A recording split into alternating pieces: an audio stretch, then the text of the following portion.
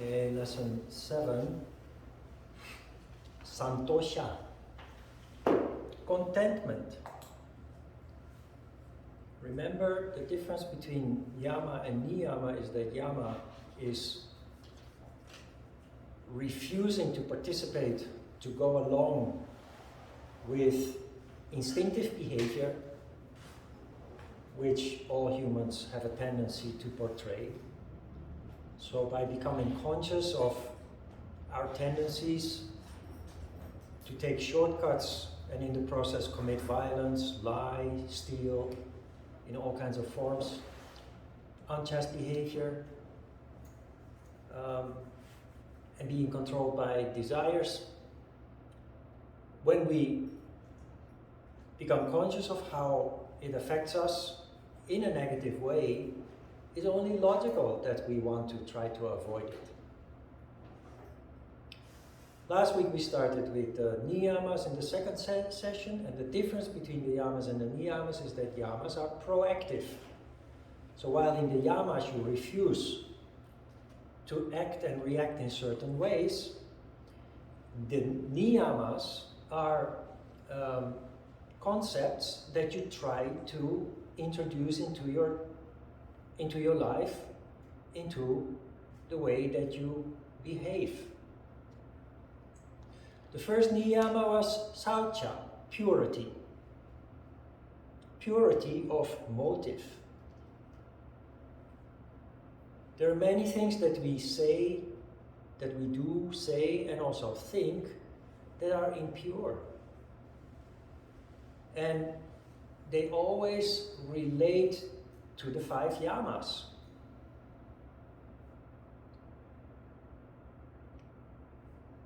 Purity is the foundation for Santosha, the practice of contentment. Remember, the last niyama was non-desire. Contentment is an extension of that. Non-desire makes us aware of the fact, especially in a challenging world that we live in today, where we are surrounded by lots of material things, that we are aware of how desire can make us sick, stressed, or even, because it's the last yama, allowing ourselves to be guided or controlled by desires always leads to the violation of non-violence, non-lying, non-stealing, and non-unjust behavior.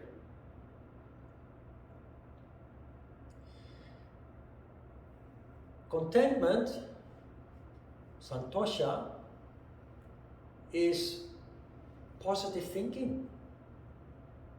The glass is half full instead of half empty. Count your blessings, as the saying goes in English. So instead of focusing on what we don't have, we focus on what we have. And if you find that difficult, then realize that there are many people in the world, that have to do with far less than we have.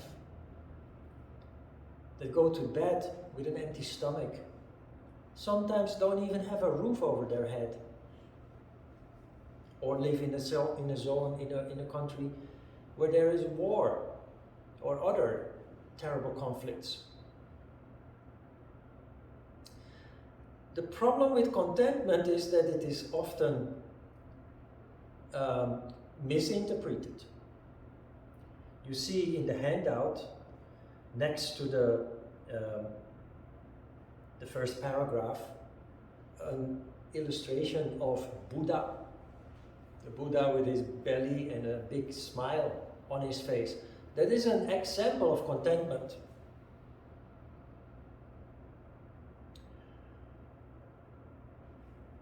The image, no, because we are only human, we have a tendency to misinterpret contentment and replace it with laziness, being passive, because we're only human. That is why in the first paragraph you see that contentment is only possible, or literally it says the starting point for developing Santosha, contentment, is Saucha, purity. Because if you use the philosophy of contentment as an excuse to not take action when it is required, that is impure, of course. That is not taking care of your responsibilities, not taking care of your duties, and justifying it based on the Holy Scripture. But if you look around in spiritual circles, that is exactly what happens.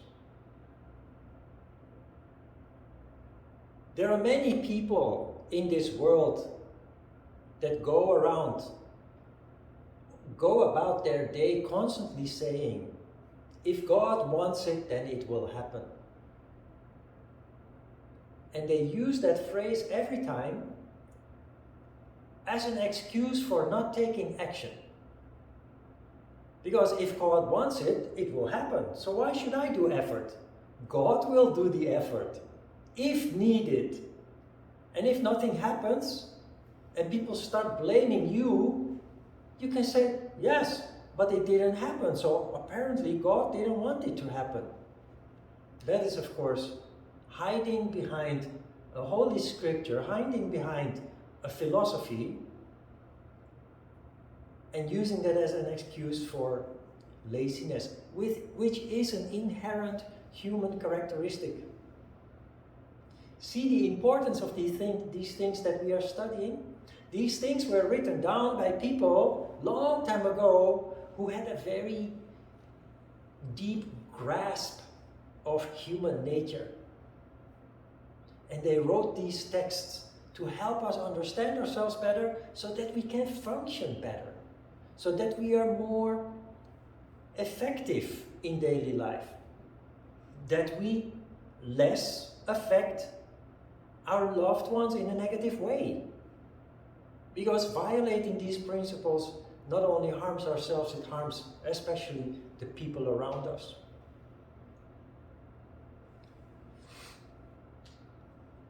Contentment. My grandfather, he was a champion in the practice of contentment, but not in a good way. My mom and her sister and brothers, and of course my grandmom, my mom's mom, they all suffered because of my grandfather's laziness. But I remember him, every Sunday we would visit, and I come from a big family, 7 children. So 7 children crawling over the floor, and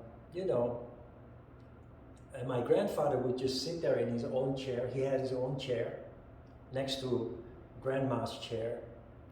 And he would just sit there with this smile on his face.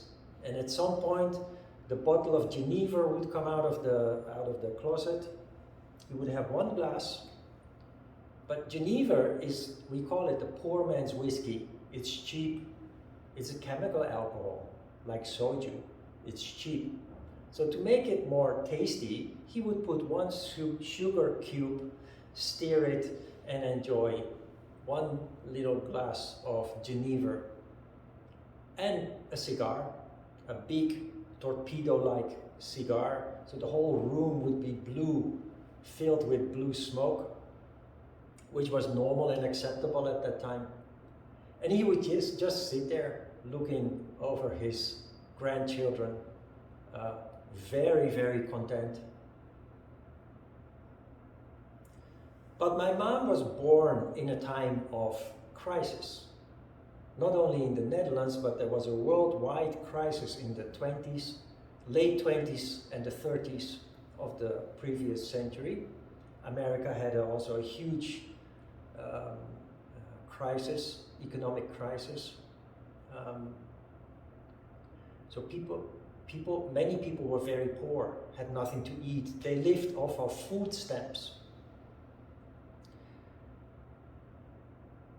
When they received 1 liter of milk, my mom told me when they received a liter of milk, they would add 1 liter of water. And when they received eggs, they would boil 2 eggs. 1 egg would be divided in 4, and each child would get 1/4 of an egg, and granddad would get a whole egg. My granddad repaired shoes. He had no ambition to get a job that would pay properly. He repaired shoes. And the tragedy was that he repaired shoes at home. So the neighbors got crazy from all the hammering to repair the shoes. And so they had to move frequently. So because of his lack of ambition, or because of his contentment, which was actually more laziness, the whole family basically suffered. He died quite young in a very healthy condition. Strange, huh? He was 73 years old. On Wednesday morning, my mom every Wednesday would go to his house to clean up a little bit. And on Wednesday morning, he called my mom by her name and he said, "I'm going to die tonight." Just very casually. He didn't say, "I'm going to die." He said, "I'm going to blow the crow's march. I'm going to play the crow's march," which is language. It means I'm going to die. And he was totally fine with it. He just announced it without feeling bad or anything, or sad, or he just said, "I'm going to die." And you know what? He died in his bed. No disease, nothing wrong. His heart just stopped beating because he had no ambition. This is how it works, huh? If you have inspiration, if you have passion, if you have ambition, it keeps your heart going, especially when you get old. And I always refer to this example of this man in his 90s. Richard Attenborough, is that his name? The famous British documentary maker, Sir Richard Attenborough. If you see him on TV, you think, well, maybe he's in his 70s or so. And you'll be shocked. He is like 96 or so. And when he speaks, he's full of passion, full of enthusiasm, full of care about what we do to nature, how we are destroying everything, but also about the beauty of everything. It is that what keeps him young. It is that what keeps his heart beating. If you have a negative attitude, no ambition, no passion, no compassion, lacking enthusiasm, you die young. Because nothing keeps your heart going. It really works like that. Sounds weird, but if you will start to recognize, based on what you learn here, you will start to observe people, and you will actually start to recognize that that is indeed how it works. Very often it happens, for example, that people grow all together as a couple. All the children have grown up, have their own life, even their own children, and even maybe sometimes great-grandchildren. And you very often see that when one of the partners dies, after they have been together for like 60, 70 years and have done everything that they needed to do, when one of the partners dies, within several weeks, the other partner often dies too. Why? Because life has no meaning anymore. If the other partner hadn't died, that partner would not have died either. It really works like this when you get old. So my grandfather died 73 years old just because he had nothing to live for. He was so content that he had no ambition, no passion for anything. The sad part is, of course, that he neglected his duties and responsibilities to take care of the woman that he married and the 6 children that he had. He just totally neglected his duties and responsibilities, leading to a lot of misery that could have been avoided if he hadn't been so content. So please try to understand what contentment really means. It is not an excuse for being passive. It is not an excuse for just waiting how the dice falls and just,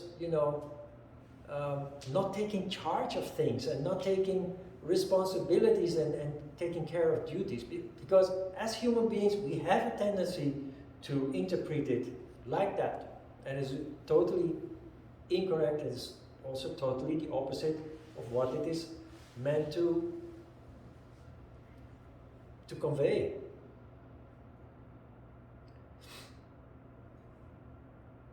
If my grandfather had practiced contentment properly, he would have worked hard. He would have done his best. And then he would have said, I am doing my best, it's all I can do. But look, our life is not that bad. At least my children can eat. My wife can pay the rent. Contentment then means that you, instead of complaining about the crisis that everybody is suffering from, about the poverty that not everybody but many people were suffering from, people at the bottom of society were suffering from, and around that time in the early 1900s, the upper layer of society was very small. Most people basically just lived at the bottom of society. The situation has totally changed, of course, since then. He could have been content with doing effort and then, achieving as much as is reasonably possible, and then saying, well, okay, I worked hard, I tried hard, and our life is not that bad after all. That is positive thinking. Positive thinking means counting your blessings. The glass is half full rather than half empty. Positive thinking also means when life presents you lemons, to make lemonade out of it. That is contentment. In Dutch we have an expression. It says you row with the oars that you are giving. That is a little bit a weird expression to translate into English, and I don't know the proper English saying. But you do with what you have. You make the best out of it. It's very tricky because we are surrounded by so many other people who have it better than us, to then compare ourselves with them and say, my life is not good. They have what I don't have. There is another expression that deals with that. The grass on the other side of the fence looks greener than your own, something like that. Does that ring a bell? Because often we look at what other people have, failing to see what we have ourselves. And it might just as well be that while those other people look at us, they are envying what we have, thinking that the grass in our garden is greener than theirs. See? But that is how we function in a kind of an ignorant way.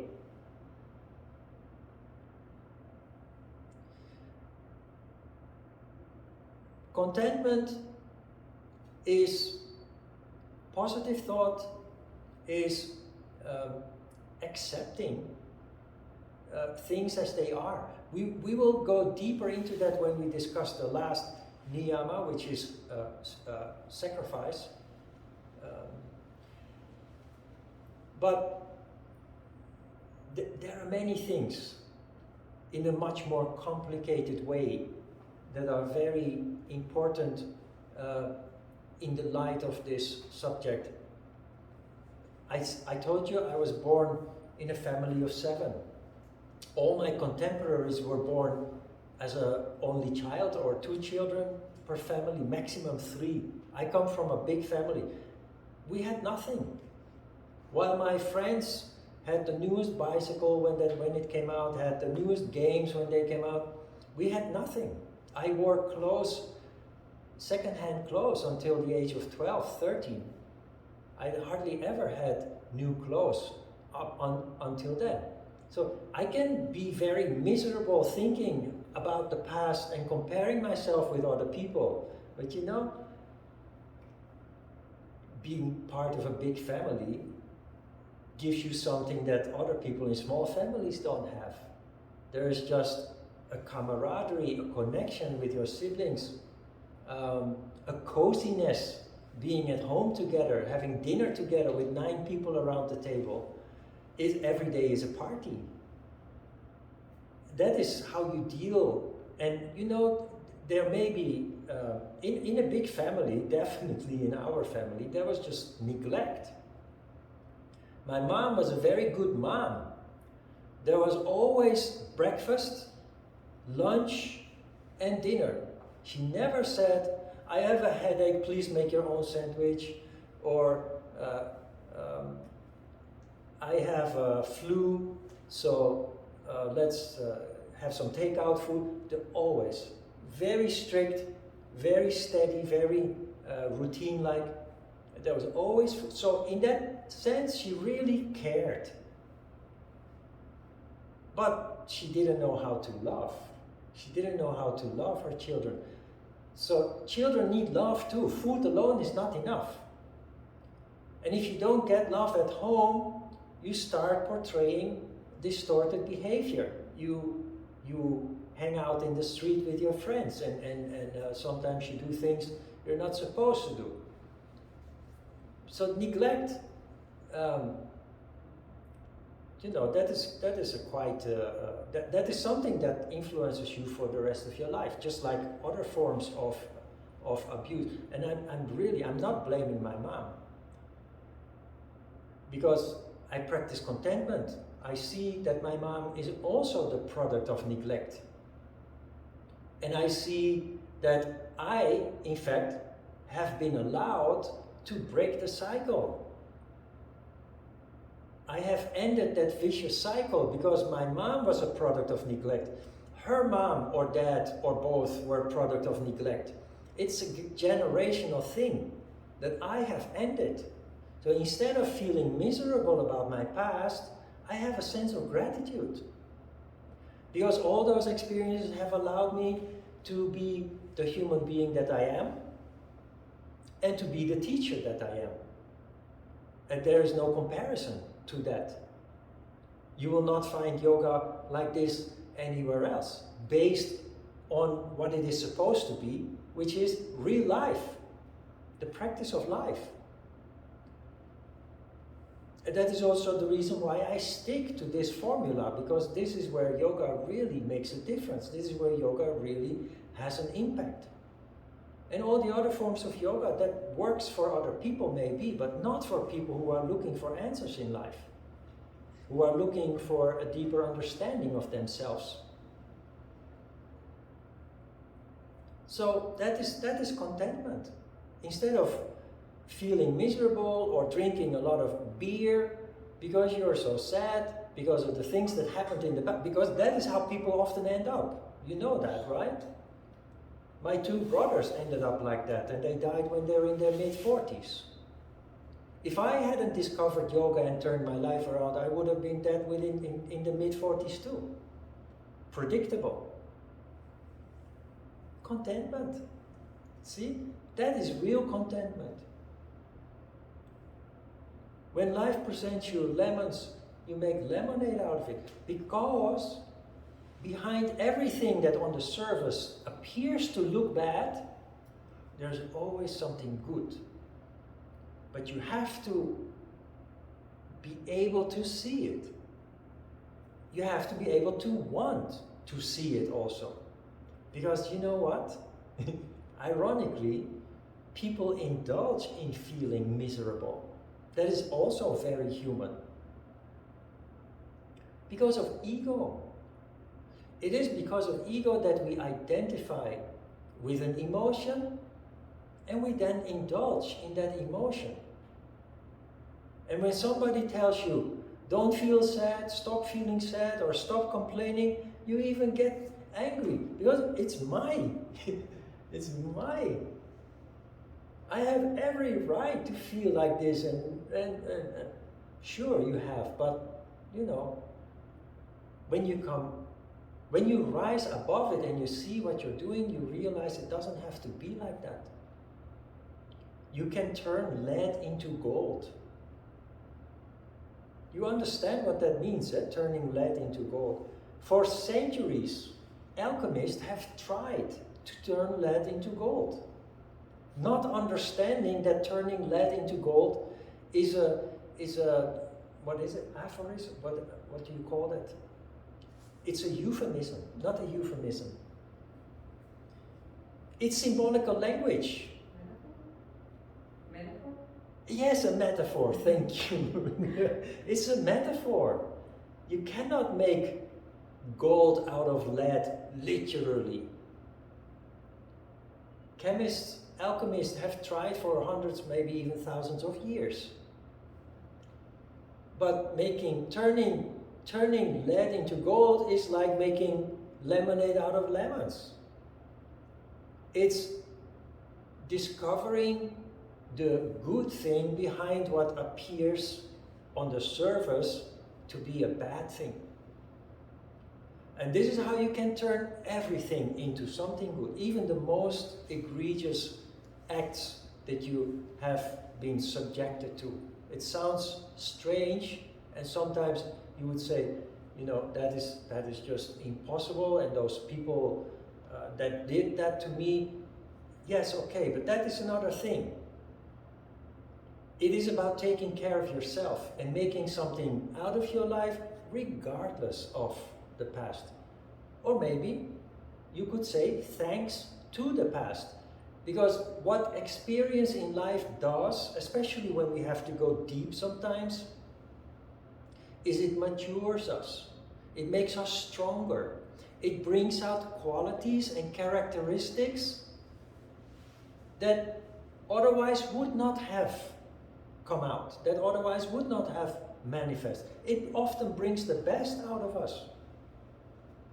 But it does require a certain attitude. It does require that you are not going along with ego that has a tendency to identify with the misery that we experience and then bringing us down, as it has done with my brothers.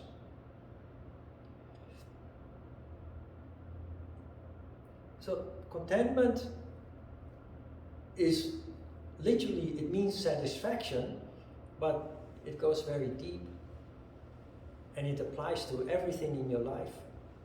Very much so. It applies, of course, to the present, the house that you live in. My friends have a bigger house, or a newer house, or a more luxurious house, or they have a garden while I have not.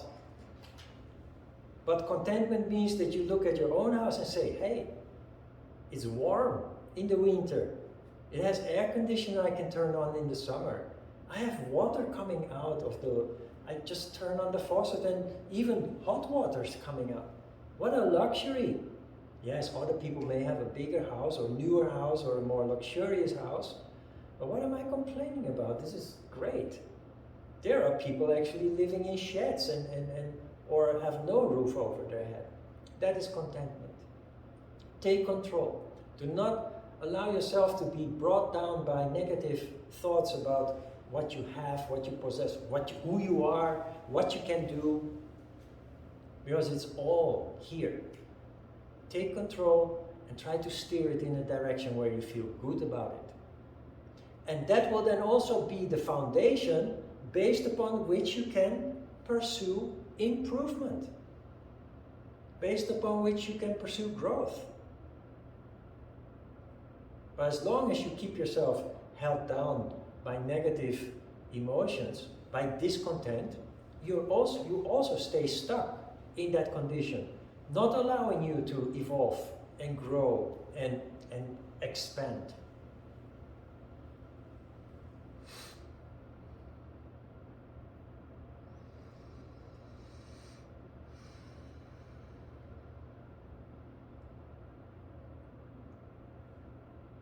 Questions?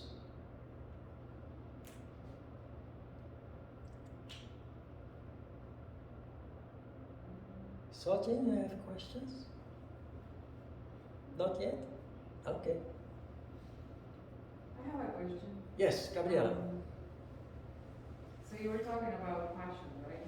And how passion keeps you motivated, you like very happy doing something that you love.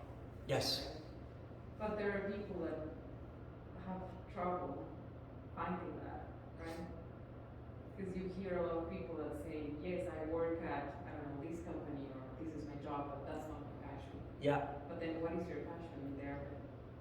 They really don't know. Or there's other people that go like, oh, I have many passions. I have like 10. Or, yeah, they get like, I read an article that they call this type of people something, I forgot, maybe multi-passionate, I don't remember, but like they are good at different things. Yes. And what is that then? Well, last week we talked about the difference between wanting and wishing. Mm-hmm. And I think the camera was off. And after the class, questions came and we talked about it for like 15 minutes. Because the concept of the head and the heart, the difference between wanting and wishing, is easy to talk about in theory, but it's in the beginning is very hard to see in your own life. But very interesting what you mentioned there is that, you know, you go about your daily things and you have no room for passion basically. Because most people in the societies we live in, developed countries, have a very particular pattern that people live according to. And that is a pattern that is ruled by the clock. We have a good life. We go to the supermarket, we can buy anything we want. But we need to pay the bills at the end of the month, and in order to do so, we have to work. And the salaries are such that you can live relatively well. But if you don't have that salary in your bank account every month, life becomes very difficult. So, from the moment that we are born, the government, through education and the media, conditions us to become, in Dutch we call it office slaves. It sounds very negative, but most people are. We have to go to work.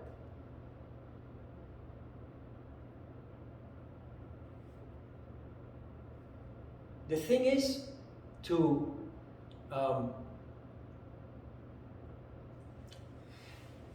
the dilemma is that while taking care of ourselves, which is simply necessary, to find room to have something of our own. Because many people are lacking that. And it's a little bit early in the course to talk about this, but so far, you know, everything is energy. And happiness, joy, satisfaction, but also love, courage, compassion are all energies on a higher level of our being. While unhappiness, worry, anger, depression, all the negative things that we experience are all lower levels of energy. And a human being has a tendency, a natural tendency to have their energy naturally on a lower level. But, you know, when you learn yoga, what you're really doing, and this is something that you don't learn in other yoga schools. But technically what you're doing is you bring energy up. And that is why people who start practicing yoga from the beginning start feeling better than they did before. You start feeling more energetic, more joyful, more happy, more enthusiastic. You develop inspiration for certain things, a passion for certain things, and that is because energy rises up. But energy is fickle, and it always moves up and down. But in people who are unconditioned, that energy simply most of the time is down. And it is small things that happen occasionally that gives us moments of joy. Like going out with friends. Have a couple of drinks, have a nice meal, something, you know, that you enjoy. But then you go back to the grind of life.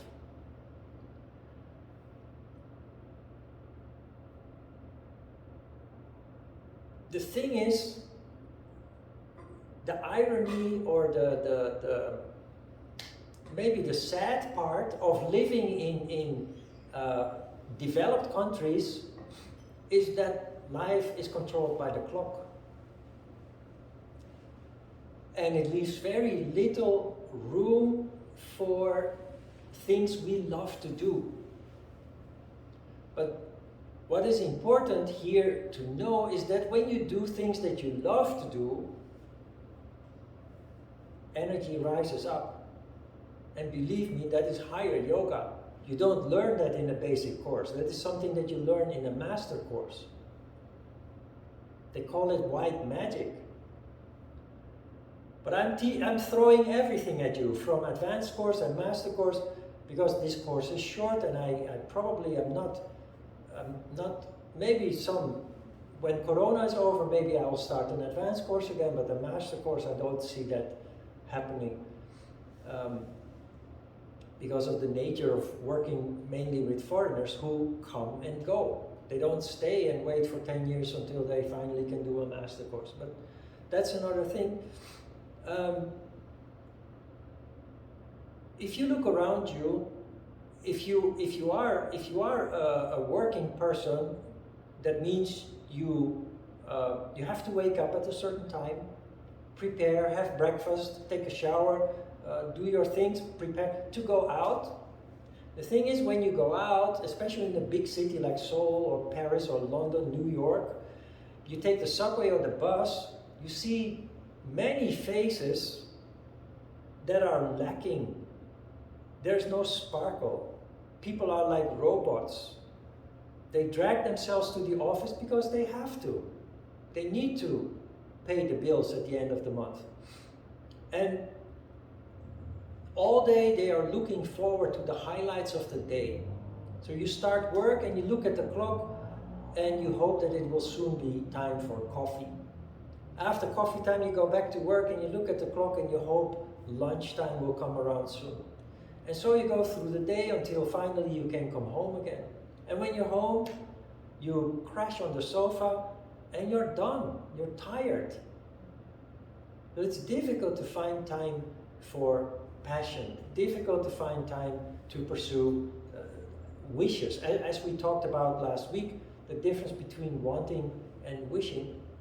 But there is a better approach to this, is to, of course, first you have to have something you're passionate about. And that can be something that you hope to achieve further down the road. And in last week's lecture, I gave the example of me needing 9 years to prepare to come here, to come to Korea. While my other Hapkido friends did it all within a year, they all had to come back to the Netherlands with one after 4 months running out of money, another one after 6 months running out of money, and the one that stayed the longest stayed for 1 year, but they all had to come back, and they all went back to their old lives, their old work, their old, and you know, we are now 40 years later almost. They visited Korea. 6 of my Hapkido buddies, who, except one, all came to Korea in the first year after our Korean Hapkido master left. And they were still obsessed. They've never been able to move on. They're still obsessed with martial arts and Hapkido, and I have moved on. I'm totally not interested anymore. Why? Because I prepared properly. It took me 9 years, and at that time I didn't understand, so I was frustrated because they did what they wanted to do, but I was not following what I wanted to do. I was following a wish, and I wanted to do it right. So I knew that I had to do certain things if I wanted to do it right, and one was to earn enough money, save enough money, so that I don't have to come back after 4 months, 8 months, or a year. I had enough money for 2 years, but I went to school to learn. I studied business administration and economy so that I could possibly run my own business. And the other thing that very important is I finished my yoga courses with Ajita, which took me 7 years to complete. Very professional, very deep, very high level. But I just thought, if I want to do it right, I have to be ready to be able to do something to sustain my life, to make a living in Korea. And people said, in Korea, you can teach English. Especially the people who have been here for a short time, they noticed that many foreigners come here and they teach English. And I thought, English, nah, that's not my thing. I'm not a native English speaker in the first place, but that's not my thing. But yoga is. That is something I'm really passionate about and enthusiastic about. And I thought, you know, yoga you can teach anywhere in the world. If only people speak Dutch or English, I can do that anywhere in the world. So that was I just had to have that done before even thinking about packing my suitcase and coming here. But in the meantime, while I pursued that, I kept saving money. And not only that, I had various kinds of jobs. I cleaned at the airport, Schiphol airport. That is jobs that foreigners do, immigrants do. The manager also asked me, why are you coming here to clean? I said, that's just, it came onto my path. I went into the night shift and I cleaned. Hundreds of toilets a night. The floor with a scrubbing machine, and how do you deal with that? Because you have a dream. You enjoy what you do. And other people would think that is, you know, that is beneath my dignity or something. I wash dishes in restaurants. I've driven taxi at night, Friday, Saturday night. Madhouse in Amsterdam. And for 7 years I worked in a tropical plant industry, doing maintenance. I went. I will explain later about this too, because it's explanation of the crown chakra also. Driving around the northern province of the Netherlands, that was my territory, with a company car, going to banks, hospitals, big offices and small offices, taking care of the interior plants there. If I had not had that ambition to go to Korea, I would have pursued something that would allow me to develop into a career. But I was not interested in that. I thought, if I fail in Korea, then I will go back to school and become serious about pursuing a career. But until then, all I just wanted is to save enough money, complete my education, both informal education and yoga, and then I will go and we'll see where it leads. But because I prepared, 25 years, I'm still here. So while you're busy with your life, try to put it into the light of what you really want further down the road. And that is how you don't become a zombie like 90% of the people that you see in the street during rush hour. The reason why is that people settle for a life like that is the comfort that we can buy. And human beings have a tendency to want to be comfortable because nobody likes the instability of discomfort, uncertainty, worry about the future. And the government and the companies offer us this. We offer you stability, security. But in return, you have to sacrifice 9 hours of your time every day, 5 days a week, the whole year round. What that does to people is it gives them a false sense, it gives them a sense of safety that everybody needs. It is the most important need of the human being is safety, stability. When we lack it, we become very restless because it's an instinct to survive that kicks in when we do not have that stability and security anymore. That is why people settle for a life dominated by the clock.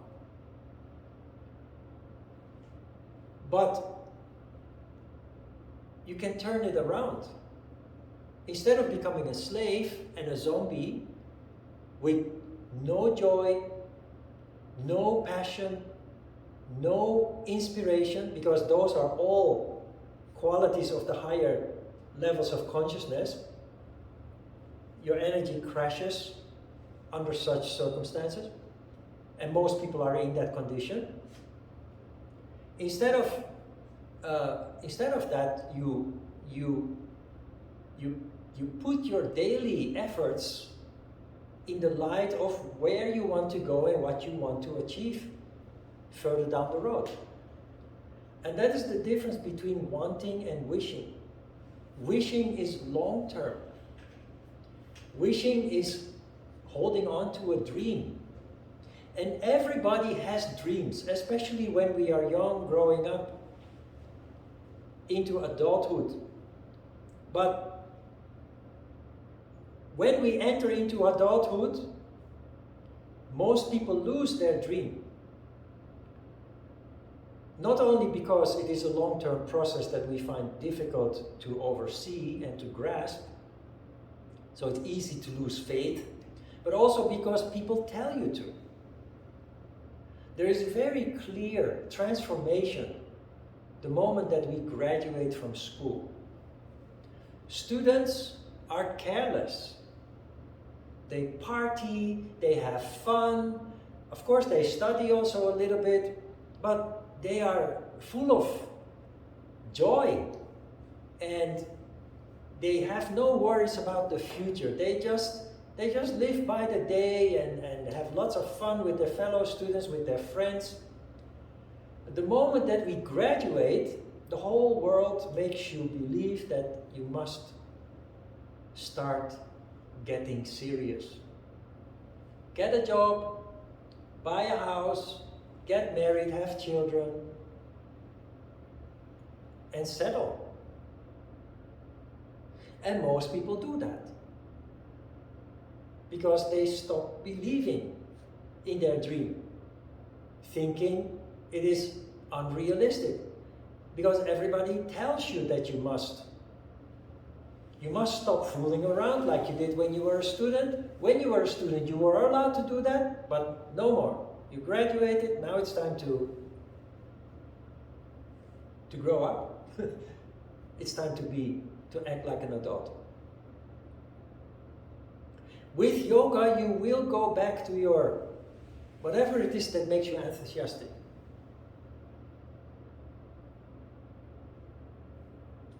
Because your energy will rise.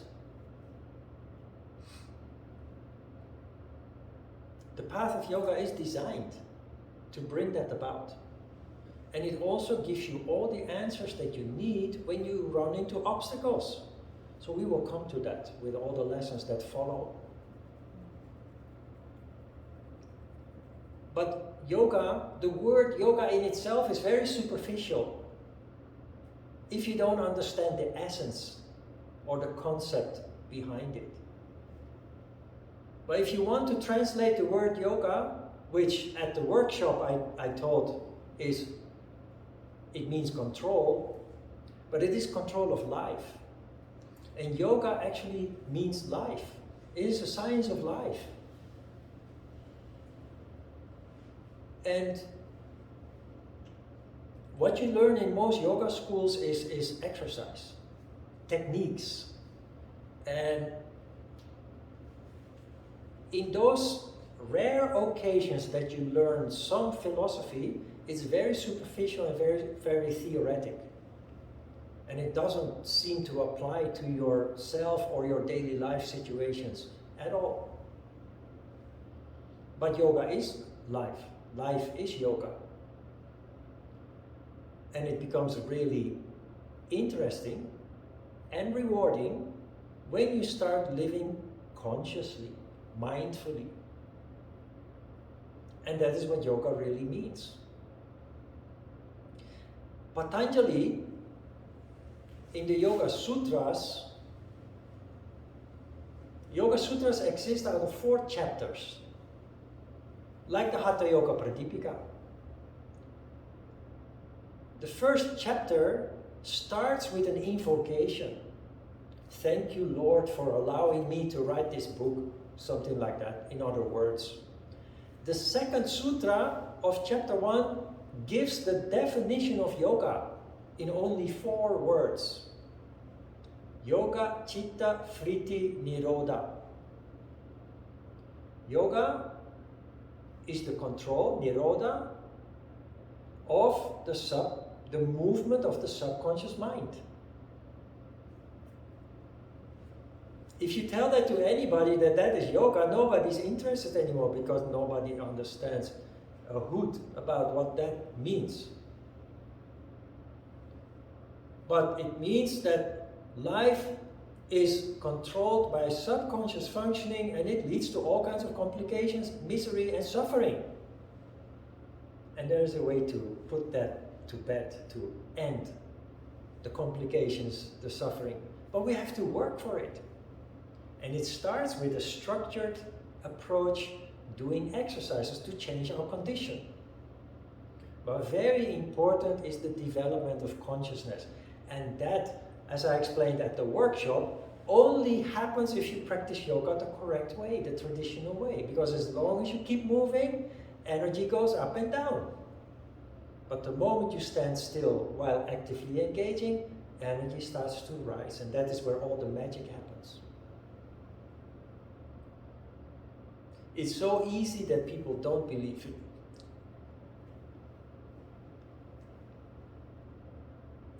But you can feel it. Every time you practice, you say, wow, this is so nice. But you have to have the discipline to practice without playing music or the TV on, and also practice in the traditional way. Stop doing the flow yoga and the power yoga. You can still do that, but as an exercise. But when you do yoga, then do it correctly, and the benefits, the rewards will go beyond your wildest imagination. It is life-changing, it really is.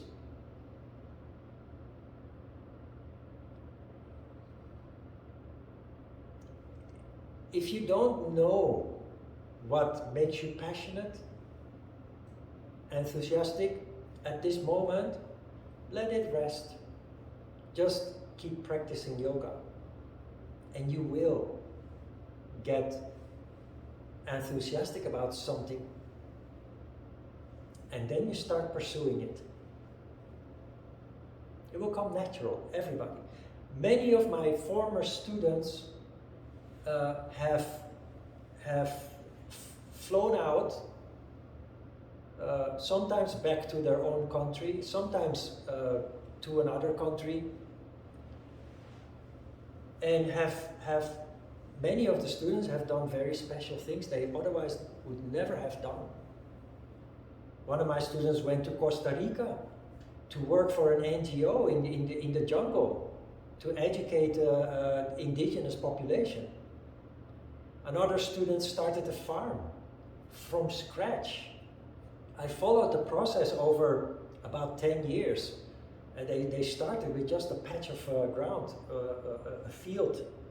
And now it has a wooden cabin, which they all built by hand. Everything is organic. They have been several times, they have had, you have these yearly rankings. They're on the top of the list of the best organic place to visit. It is now a place where people can visit and spend a week or two, kind of like a resort, but then alternative kind of style, new age style. They make their own jam and all kinds of things, and you can learn how to do that there. Another student and her husband who did only the basic course, they went to Canada in a very remote place. They built a beautiful small village. I don't know how they did it, but it's gorgeous. And many students just they spread out and they started following their heart, and they pursued their dreams they didn't even know they had before yoga. So it's a natural process. Okay, let's have a short break.